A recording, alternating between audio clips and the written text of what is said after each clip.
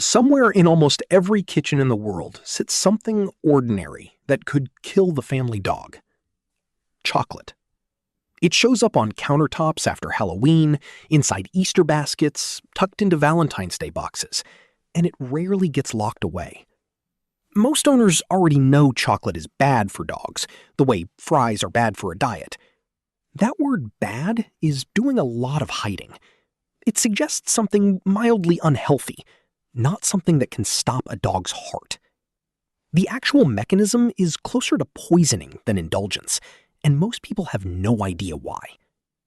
Dogs don't taste bitterness the way people do, so they'll eat it, wrapper and all, without hesitation. Chocolate contains a stimulant compound called theobromine, alongside a smaller amount of caffeine. Theobromine literally translates to food of the gods, named after the cacao tree it comes from. Humans break theobromine down quickly, clearing it from the bloodstream within a few hours. Dogs metabolize it far more slowly, so it builds up in their system instead of flushing out. That slow clearance is the entire danger, not the chocolate itself. Theobromine doesn't just act as a stimulant, it also affects heart muscle directly, which is what makes an overdose lethal. Veterinary toxicology puts the toxic threshold as low as 20 milligrams of theobromine for every kilogram a dog weighs. Somewhere around 100 to 150 milligrams per kilogram can be fatal, depending on the dog. Different chocolate types carry wildly different concentrations. Baking chocolate and cocoa powder carry the highest concentration. Milk chocolate far less. White chocolate almost none. An ounce of dry cocoa powder carries roughly 800 milligrams of theobromine. Unsweetened baking chocolate, around 450. Semi-sweet drops to about 150, and milk chocolate falls near 44. White chocolate contains only trace amounts, which is why it rarely causes theobromine poisoning at all. Caffeine sits in the same stimulant family as theobromine, so the two compounds compound each other's strain on the heart.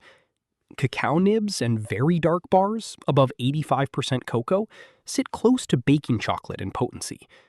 That means a 10-pound dog can be poisoned by a single ounce of baking chocolate. Early symptoms include vomiting, restlessness, and a racing heart rate. Left untreated, that progresses to seizures, irregular heartbeat, and in severe cases, death. The ASPCA's Poison Control Center logs tens of thousands of chocolate-related calls every year, with volume spiking every holiday season. There is no home antidote. Treatment usually means inducing vomiting, administering activated charcoal, or IV fluids at a veterinary clinic. Vets monitor heart rhythm for hours afterward, because symptoms can take time to peak even after treatment starts. Symptoms typically begin within 6 to 12 hours of ingestion, though smaller or more sensitive dogs can react faster. Dogs treated early usually recover fully within a day or two, but delayed treatment sharply raises the risk of lasting heart damage. The myth persists because chocolate doesn't look dangerous. It looks like a treat someone forgot to put away. People assume bad for dogs means something like indigestion, not organ failure. The warning also spread unevenly, so plenty of owners only ever heard that dark chocolate is the dangerous one. That partial version of the myth leaves milk chocolate feeling falsely safe, when the difference is only a matter of degree. Owners also assume size doesn't matter much, when a Chihuahua and a Great Dane face wildly different thresholds from the same candy bar. Because most dogs who eat a small amount don't die, that survival gets misread as proof the danger was exaggerated. Nobody really warns you about the compound. They just warn you about the food. Veterinary literature didn't formally document theobromine poisoning until well into the 20th century, long after dogs had been living alongside chocolate in human homes. This is the same blind spot that shows up with human medication, dosed by body weight. A dose that's harmless for an adult can be dangerous for a small child, not because the substance changed, but because the body processing it did. Pediatric dosing charts exist for exactly this reason, because safe was never a fixed number, only a ratio. The same principle explains why a dose of ibuprofen that's fine for a person can be fatal for a cat, whose liver processes it differently. None of these substances changed. What changed was which body was doing the processing. We tend to treat safe as a fixed property of a substance, instead of a relationship between a substance and the body absorbing it. The danger was never really about chocolate, it was about assuming one body's tolerance applies to another's. If your dog eats chocolate, the amount and the dog's weight matter more than any guesswork.